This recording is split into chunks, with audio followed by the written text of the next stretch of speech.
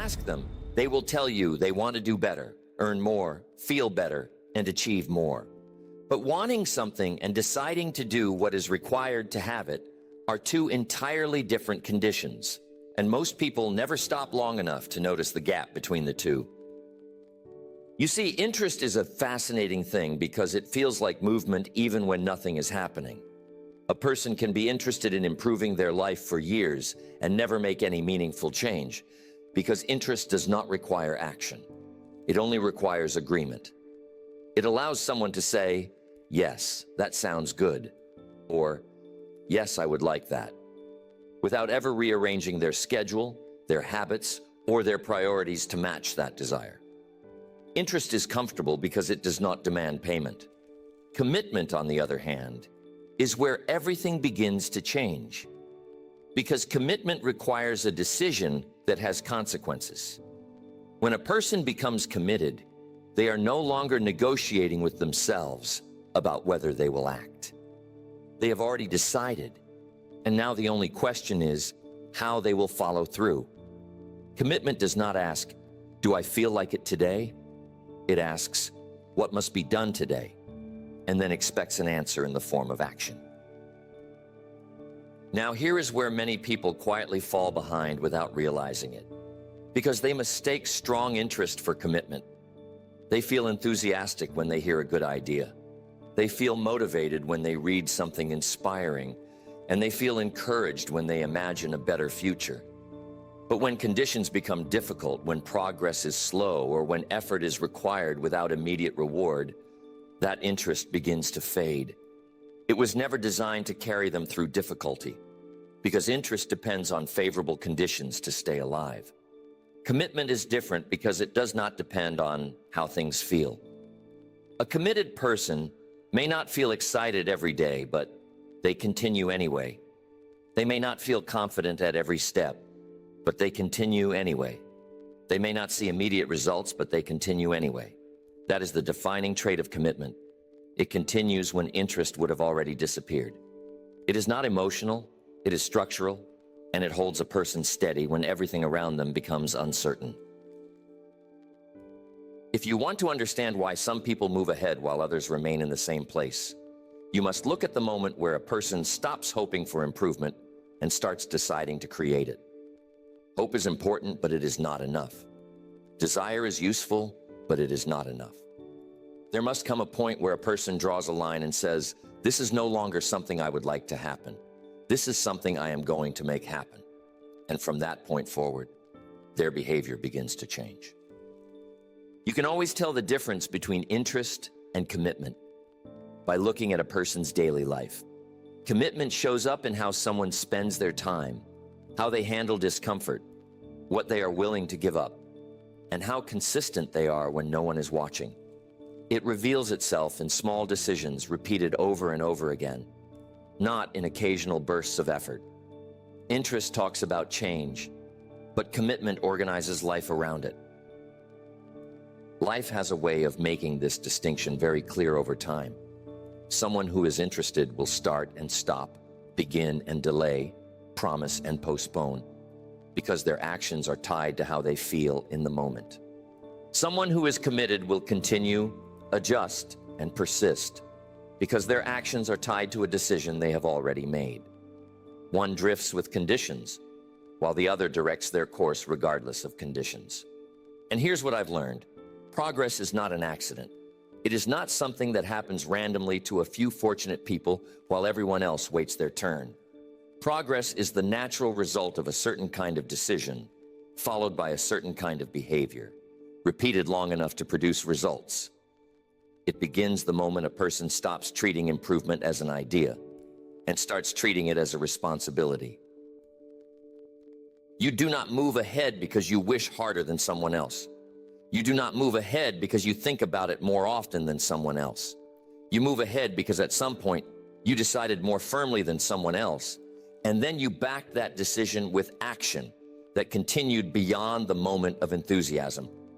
That is the dividing line, and it is not as wide as people think, but it is as decisive as anything you will ever encounter.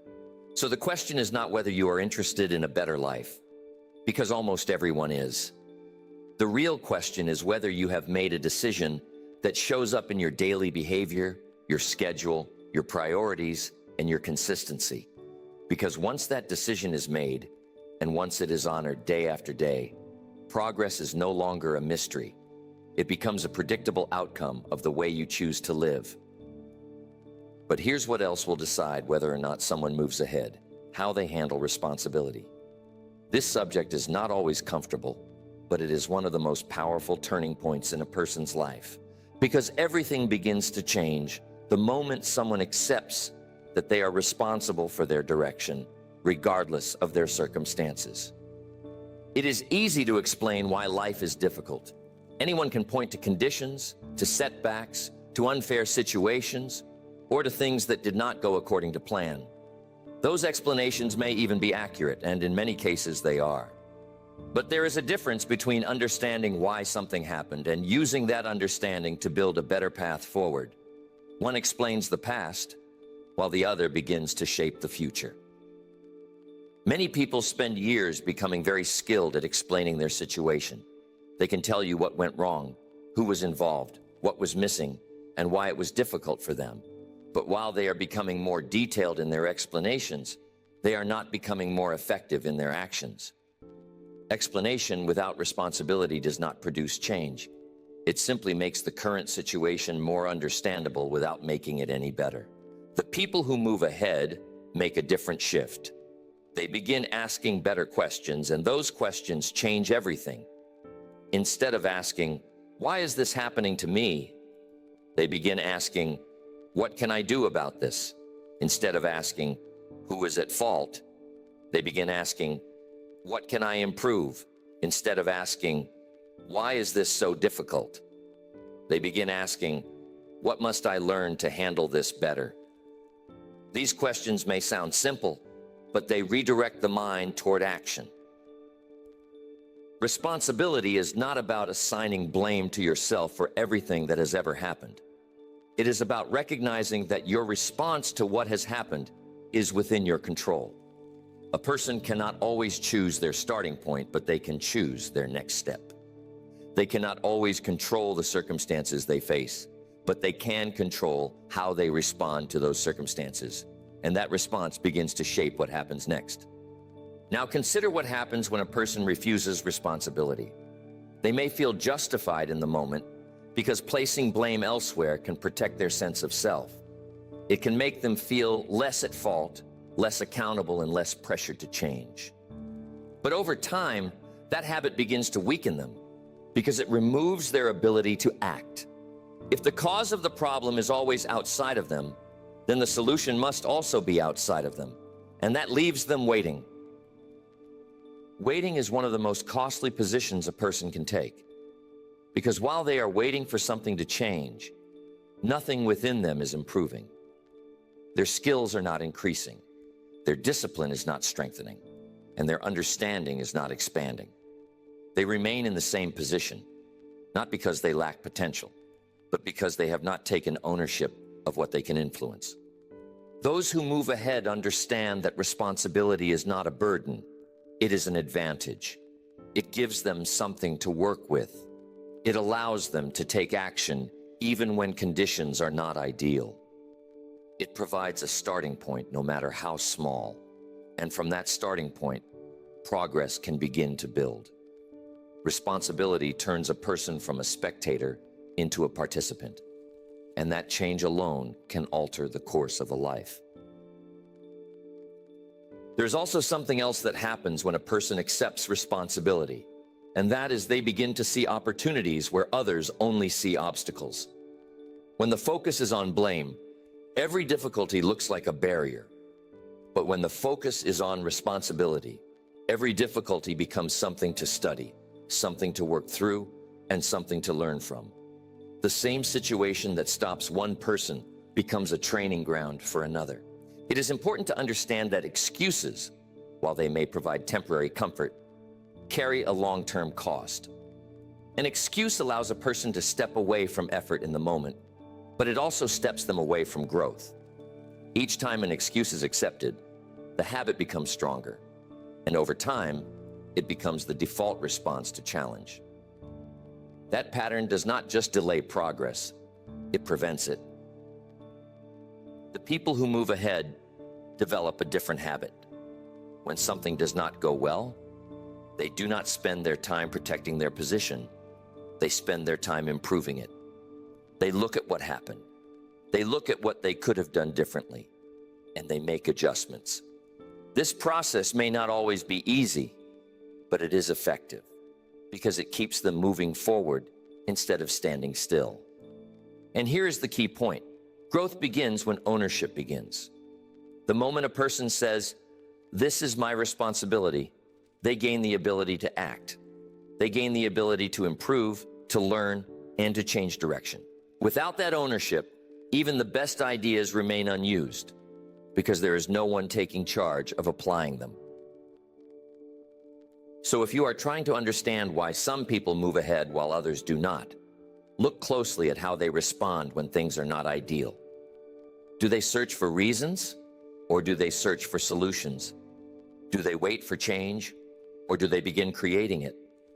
Because the answer to those questions will tell you whether they are standing still or beginning to move forward. But there is another factor that plays a decisive role in who moves ahead and who does not, and that is how a person uses their time. This is one of those things that everyone understands in theory, but very few people apply with discipline in practice. Time is one of the few resources given equally to everyone, yet the results people produce with it are remarkably different. And the reason lies not in how much time they have, but in how they choose to use it. Every person receives the same number of hours in a day, but those hours do not produce the same outcomes for everyone. Now, why is that? You give one person time, and it becomes a tool for building, improving, and progressing. Give it to another, it becomes something that passes without much thought, something that is spent rather than invested. The difference between those two approaches, repeated day after day, is what eventually creates a gap in results that can no longer be ignored. One of the most common mistakes people make is underestimating the value of small amounts of time. They believe that meaningful progress requires long stretches of perfect conditions. And when those conditions are not available, they postpone action. They wait for a better moment, a quieter schedule, or a time when everything feels more convenient. But while they are waiting, time continues to pass and nothing is being built. The people who move ahead think differently about this. They understand that progress is often constructed in small segments, not just in large blocks. They learn to use the spare moments, the overlooked hours, and the time that others might consider insignificant. They recognize that a few focused efforts, repeated consistently, can produce far more than occasional bursts of activity, followed by long periods of inactivity. Another important distinction is how people treat delay. Many assume that postponing action is harmless, especially if they intend to return to it later. But delay carries a cost that is not always immediately visible. When action is delayed, progress does not begin. And if progress does not begin, it cannot build. What could have started growing remains at zero, and that lost time cannot be recovered.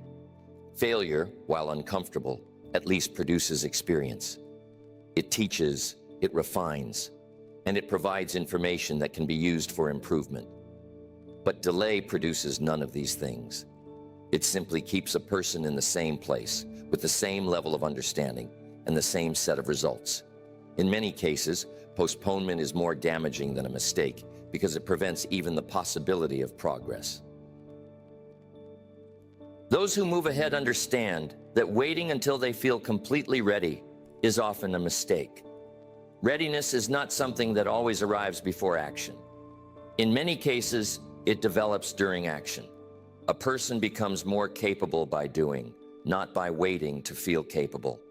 They begin before everything is perfect, and as they move forward, they adjust, learn, and improve along the way. There is also a level of respect that successful people develop for their days. They do not treat time casually because they understand that each day represents an opportunity that will not return. Once a day has passed, it cannot be retrieved, and whatever was not done remains undone. This awareness does not create pressure, it creates intention. It encourages a person to use their time in a way that aligns with what they are trying to build. Now, this does not mean that every moment must be filled with effort, or that rest has no place in a productive life. Rest is necessary, and it serves a purpose. But there is a difference between rest and neglect. Rest is planned and intentional, while neglect is unplanned and often unnoticed. One restores energy, while the other quietly wastes opportunity. Understanding that difference is essential for anyone who wants to make better use of their time. People who move ahead also tend to have a clear relationship with what matters and what does not. They become more selective about where their time goes. They begin to recognize that not all activities carry the same value, and that some choices, while easy, do not contribute to their progress. Over time, they shift their attention toward what produces results, and away from what simply fills time without building anything. And here is the key point. Progress is not built on what a person intends to do someday. It is built on what gets done repeatedly, day after day. Plans can be useful, but they are only valuable when they lead to action. Ideas can be powerful, but they only create change when they are applied. Time becomes productive not when it is planned, but when it is used. So if you want to understand why some people move ahead while others remain in the same place, look at how they treat their time. Do they wait for the right moment, or do they begin with the moment they have? Do they postpone action, or do they take small steps consistently? Because over time, those choices accumulate, and they shape the direction of a person's life in a way that is both predictable and unavoidable. But time alone does not explain everything, because what a person does with that time matters just as much. You know, what skills do they choose to build, and how seriously do they take the process of becoming more valuable? This is where personal development moves out of theory and into something practical, because progress in life is closely tied to the value a person can offer to others through their abilities. It is important to understand that effort by itself is not enough. Many people work hard, but they do not see the results they expect. And the reason is not a lack of effort. It is a lack of direction in how that effort is applied. Effort must be connected to improvement, and improvement must be connected to usefulness. Without that connection, a person may stay busy, but they will not necessarily move ahead. The world tends to respond to value, not simply to need or intention. A person may need a better income, more opportunities, or greater influence. But those outcomes are usually tied to what they can do, what they can solve, and what they can produce. When someone becomes more capable, more effective, and more reliable in delivering results, they naturally become more valuable, and that value begins to attract opportunity. Now, this does not mean that a person must know everything or become perfect in every area. What it does mean is that they must take responsibility for improving in ways that matter. They must begin asking themselves, what skills would make me more effective? And then take steps to develop those skills over time. This could involve learning to communicate more clearly, to think more critically, to organize better, to lead others, or to solve problems more efficiently. People who move ahead tend to be students of improvement. They observe what works. They study those who are effective, and they practice until they become better. They do not assume that their current level of ability is fixed. Instead, they treat it as something that can be developed through effort, attention, and repetition. This mindset alone opens doors that remain closed to those who believe their abilities are limited. On the other hand, those who stay behind often continue applying the same level of skill while expecting different results. They may try harder, they may put in more time, and they may increase their effort. But if their approach does not improve, their results will not improve either. This can lead to frustration, because it feels like they are doing more, yet not moving forward. There is a difference between working hard at something and getting better at something. Working hard maintains effort, but getting better increases effectiveness. When effectiveness increases, the same amount of effort produces greater results.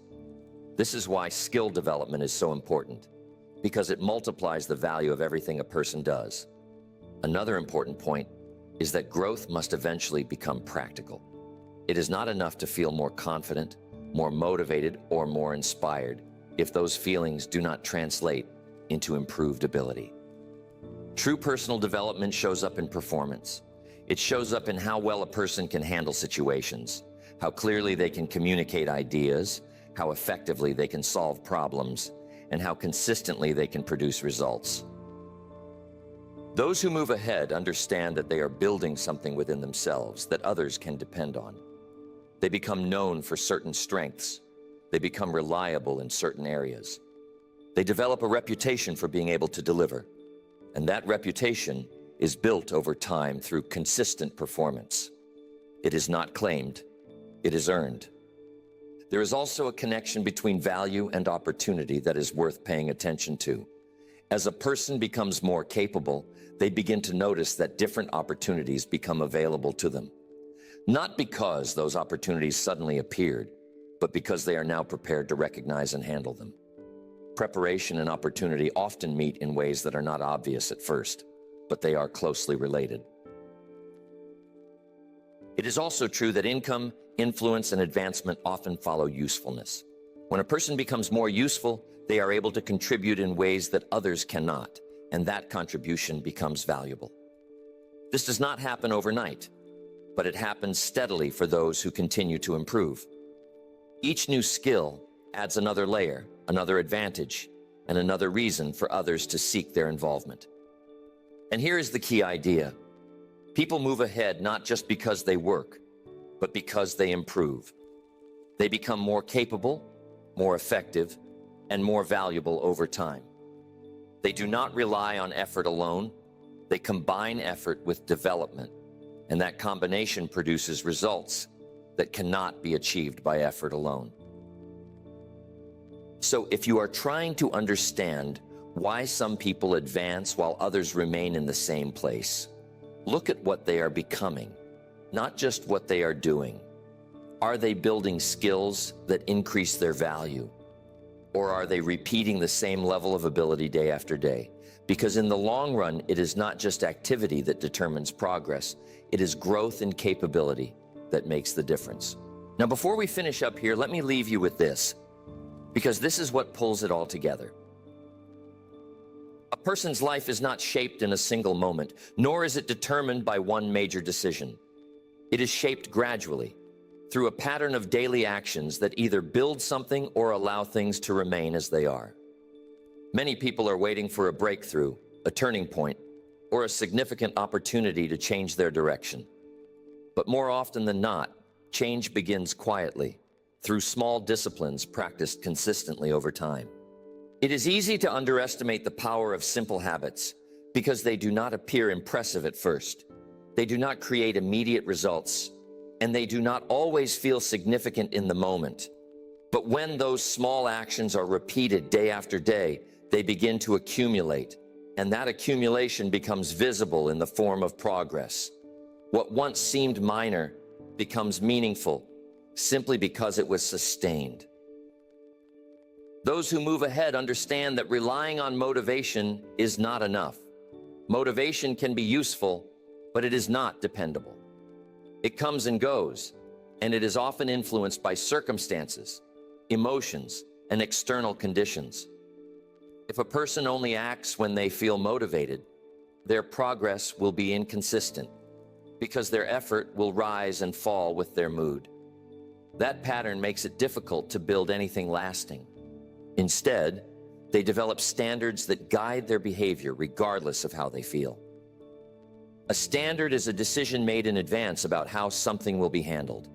It removes the need to negotiate with yourself each day because the choice has already been made.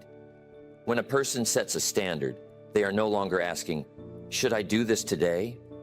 They are saying, "This is what I do, and then they follow through. These standards begin to shape everything else. They influence how a person uses their time, how they respond to challenges, how they approach their work, and how consistent they are in their effort. Over time, those standards become part of their identity. They are no longer something that requires constant attention. They become automatic, and that consistency is what produces reliable results. Another important point is that most of the decisions that shape a person's future are not dramatic. They are quiet and ordinary. They happen in the choices a person makes when they could take an easier path but choose not to. They happen in the moments when effort is required, but no one is watching. They happen in the decision to continue when it would be more comfortable to stop. These moments do not feel significant at the time, but they are the ones that build direction. Those who do not move ahead often fall into a different pattern. They rely on how they feel, they wait for the right mood, and they make decisions based on what is convenient in the moment. This leads to inconsistency, and inconsistency prevents progress from building. Even if they take action occasionally, it is not sustained long enough to produce meaningful change. There is also a connection between standards and self-respect. When a person follows through on what they said they would do, they begin to trust themselves. That trust builds confidence, not because they feel confident, but because they have evidence of their own reliability. On the other hand, when a person repeatedly avoids what they know they should do, they begin to weaken that trust, and over time, it affects how they see themselves. It's important to understand that discipline is not about being perfect. It is about being consistent enough for progress to take place. There will be days when things do not go as planned, but what matters is the overall pattern. Those who move ahead do not allow a single missed step to become a permanent setback. They return to their standards and continue because they understand that progress is built over time, not in a single effort. And here's the final point. The future is usually shaped long before it becomes visible. By the time results appear, the habits that created them have already been in place for some time. What a person does today may not seem important, but it is contributing to what they will experience later. The connection between daily action and future outcome is not always immediate, but it is always present.